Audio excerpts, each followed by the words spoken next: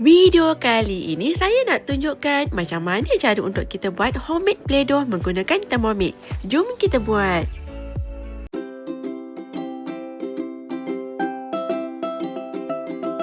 Mula-mula masukkan garam halus. Kemudian tutup dan kisar selama 5 saat, speed 10. Dah siap?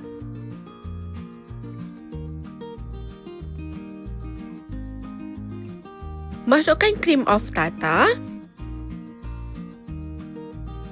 Kemudian masukkan air.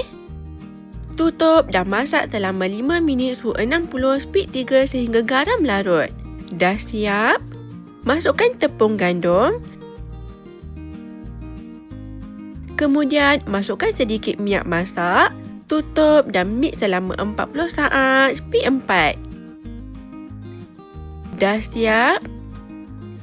Tutup dan ulis sekali lagi menggunakan dough mode selama 1 minit.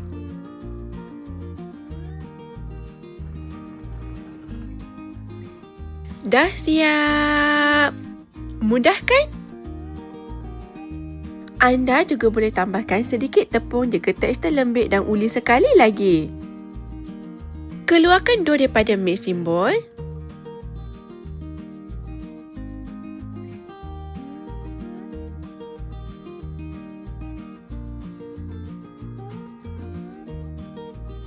Kemudian bahagikan dough kepada beberapa bahagian untuk warna yang berbeza.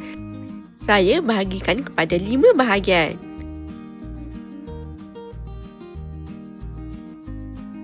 Letakkan sedikit pewarna makanan dan gaul sehingga sebatik. Cara ini agak lambat dan ada kesan warna pada tangan. Memang saya menyesal ya. Masukkan dough dan sedikit pewarna. Kemudian mix selama 10 saat, speed 10. Cara ini lebih mudah dan cepat. Ulang step yang sama sehingga siap.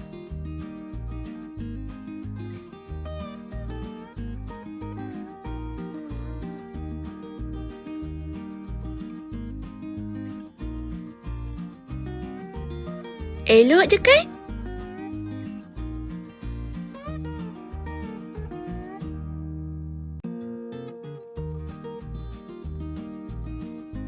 Anda boleh simpan dalam bekas kedap udara untuk tahan lebih lama. Anak-anak pun seronok je main. Yang penting selamat untuk anak kecil. Selamat mencuba. Bye.